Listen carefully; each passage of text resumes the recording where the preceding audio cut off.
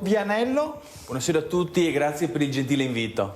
Passo da Vianello perché giustamente prendeva diligentemente appunti. Sì, come un bravo scolaretto, perché devo anche stare attento a quello che dico questa sera, perché sono in mezzo a tanti amici, compatrioti indipendentisti veneti, anche se purtroppo abbiamo preso percorsi diversi, ma io auspico comunque che magari anche strade diverse da quelle di prima il Veneto possano condurre alla tanto sospirata, agognata, vera autonomia differenziata per la nostra regione. Mi riallaccio brevemente a quello che ha detto il presidente neoeletto Stefani e poi al presidente esimio emerito Cosagaidito, no, Zaia, che mi stupisco che non avesse un calice di prosecco in mano, no, forse perché questa sera col pane vin che sta meglio il vin brûlé, d'accordo? Allora io volevo ricordare ai telespettatori veneti che la Lega ha sistematicamente tradito le promesse sul progetto autonomista della nostra regione. Perché? Perché ha fatto un'alleanza con i partitocrati meridionalisti del partito delle sorelle romane, che, come abbiamo avuto occasione di ripetere più volte, quel partito lì deve mantenere nel solo Lazio 5 milioni di pensionati e dipendenti pubblici. Per cui provate a immaginare un attimino da casa se un partito meridionalista come quello delle sorelle romane, che adesso se ne va a braccetto con quel che resta della Lega, no? Traendo spunto da quel bellissimo film Quel che resta del giorno, no? Oggi stiamo vedendo che sta bruciando, no? Allegoricamente come in quella casera, quel che resta della Lega, intendendo la Lega Nord, quella del senatore Umberto Bossi e di tutte le sue istanze indipendentiste e autonomiste. Comunque, cioè, noi veramente stiamo a guardare e saremo i primi a complimentarci con chiunque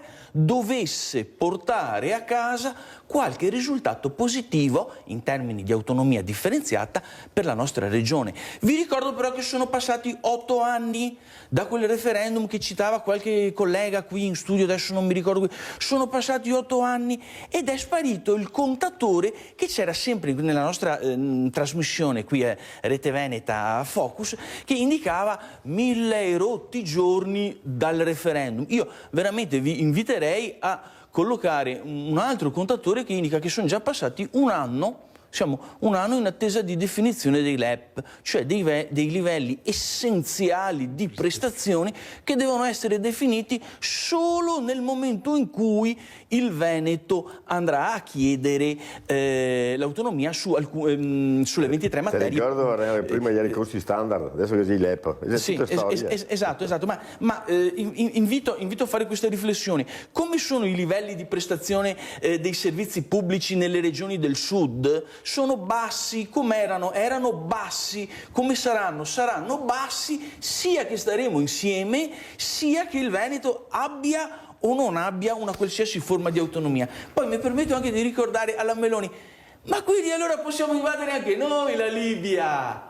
Dato che ci mandano i peggiori pendagli da forca del genere umano, no? Che portano droga, prostituzione, armi, criminalità. Allora abbiamo scoperto che anche noi possiamo invadere la Libia, oppure bombardarla, oppure mettere un blocco navale davanti alle loro spiagge. Grazie Trump.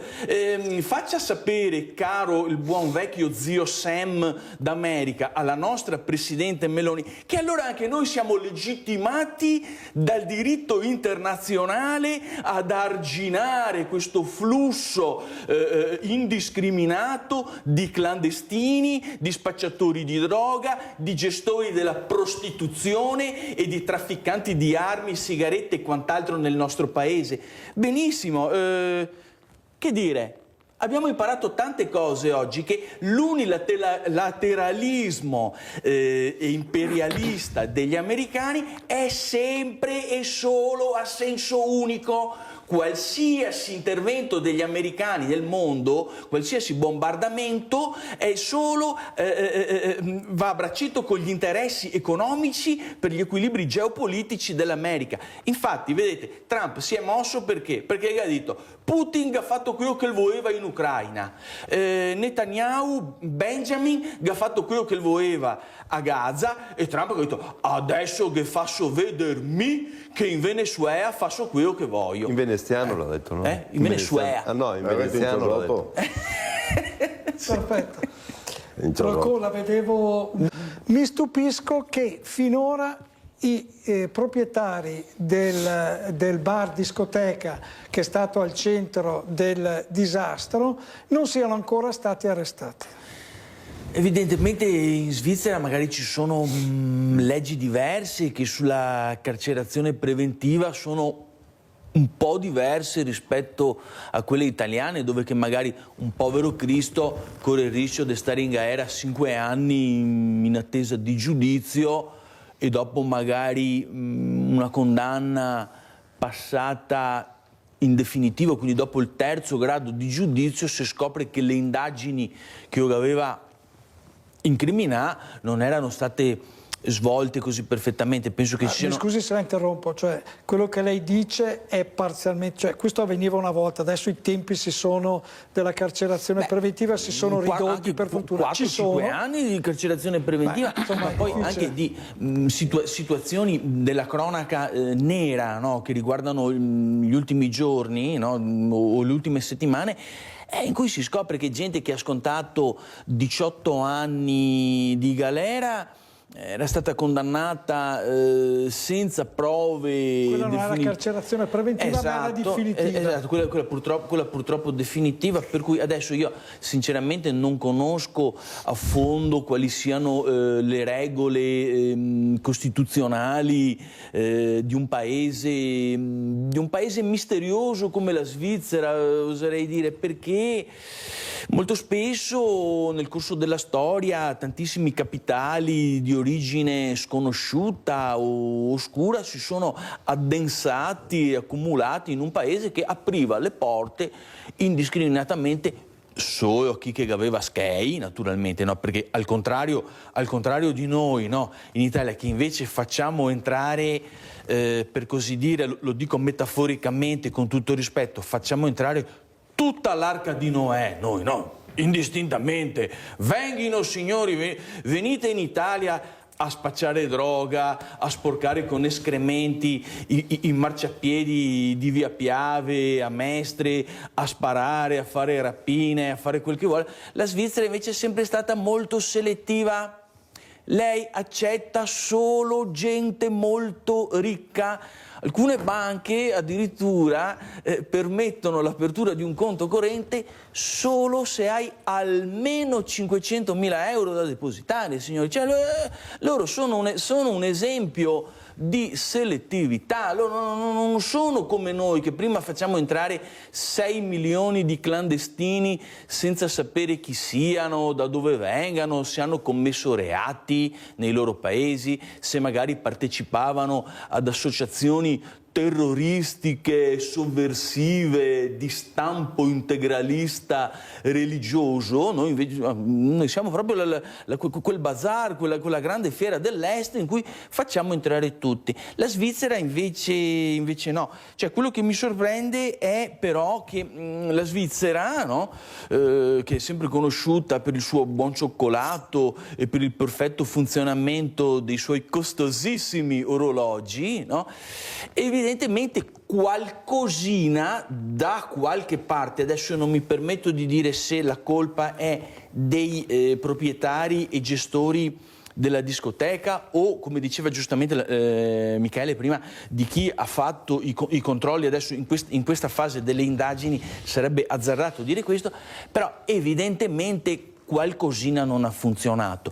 Io, come voi tutti, ho visto le immagini. Allora, io ho una laurea in chimica industriale, per cui di combustioni qualcosina me ne intendo. Ho visto delle immagini in cui dal soffitto gocciolavano proprio dei goccioloni di materia nera, sciolta, quindi fusa, e cadevano in terra, se non addirittura in testa alle persone. Allora, se quel materiale ha preso fuoco, vuol dire che c'era del carbonio lì dentro, infatti erano delle schiume poliuretaniche. Di sicuro non si trattava di lana di roccia, che è assolutamente minerale, che quindi carbonio organico non ce n'è lì, quindi non polcia par fuoco la lana di roccia. Cioè, mi scusi, sintetizzato, vuol dire che non c'era materiale ignifugo, perciò era qualcosa che non poteva essere costruito per un locale pubblico dove si addensavano centinaia di persone. È evidente. Noi non possiamo sapere se però quei pannelli sono stati appiccicati al soffitto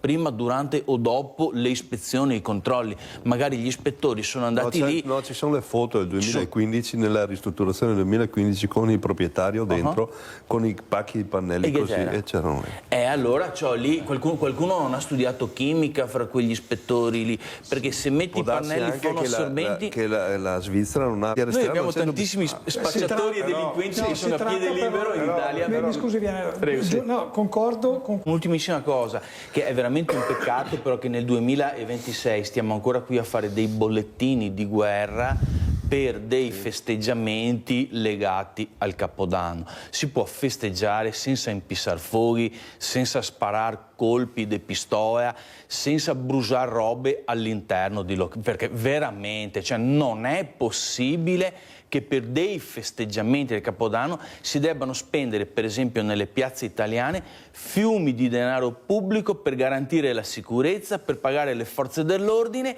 che invece dovrebbero essere impiegate per prendere gli spacciatori che ci sono a Mestre in via Piave, prenderli per il cravattino e portarli nella gattabuia dei loro paesi, se mi consentite. Vianello, è proprio così? È d'accordo con Dall'Agata questa volta oppure... Allora, io dico che il problema di questi disservizi deriva dal fatto che la Regione Veneto non può gestire tutti i soldi che raccoglie con le tasse e con la sua produttività, perché questi soldi, lo sappiamo, fin dall'Unità d'Italia, se ne vanno dispersi e sprecati in altre regioni italiane. Allora, io personalmente lavoro a scuola, ho a che fare anche con alunni disabili e sono referente sindacale. È una cosa estremamente vergognosa che in alcuni comuni della Regione Veneto i comuni non siano in grado di garantire la presenza di operatori sociosanitari per l'assistenza a bambini o ragazzini con gravi, se non gravissime, disabilità, perché le cooperative, per aggiudicarsi questi servizi, devono partecipare a dei bandi con delle vere e proprie aste al ribasso.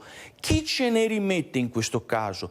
I lavoratori, cioè quelle povere persone che fanno gli operatori sociosanitari, che svolgono un servizio estremamente importante, di fondamentale importanza, specialmente nelle scuole elementari, medie e superiori e anche nelle scuole dell'infanzia, ripeto, dove ci sono dei bambini, dei ragazzini affetti da gravi o gravissime patologie psicofisiche, d'accordo? Queste persone, questi operatori sociosanitari che sono costretti a diventare soci delle cooperative, quindi a sborsare all'inizio dei SCEI di tasca propria per cominciare a fare un lavoro, ok, nel quale vengono retribuiti anche solo 4 euro all'ora, d'accordo?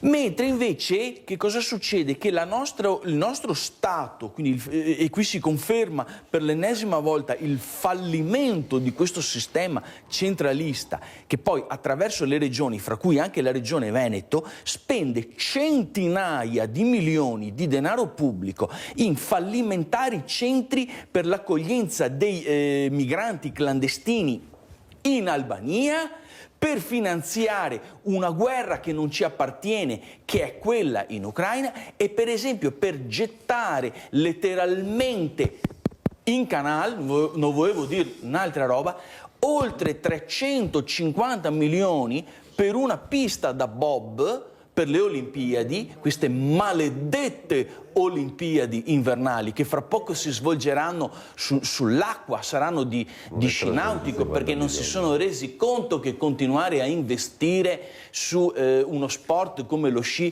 con la tropicalizzazione del clima che c'è purtroppo in pianura padana e anche sulle Dolomiti, è buttare soldi letteralmente in canale, mi trattengo da dire un'altra cosa, per una pista da bob che verrà utilizzata quante volte in un anno, quante volte in decenni, e noi dobbiamo assistere sistematicamente a questo, a una riduzione di spese per la sanità, dove ci sono gli infermieri che fanno doppi, tripli turni e si fanno veramente un mazzo grande come una casa, okay, per garantire una sanità di qualità ai nostri cittadini e soprattutto agli anziani, e soprattutto carenze sulle norme di sicurezza nelle scuole, lo torno a ripetere, perché le scuole, se devono accogliere anche alunni con gravi disabilità, dovrebbero garantire e potenziare i sistemi di sicurezza, per non parlare poi degli stadi fatiscenti, per esempio anche nel comune di Venezia, dove vivo io, per cui ben venga uno stadio nuovo, a patto che si controllino bene i costi e che vengano garantite tutte le norme di sicurezza. Francesco Vianello. Prima il Veneto, viva il Veneto!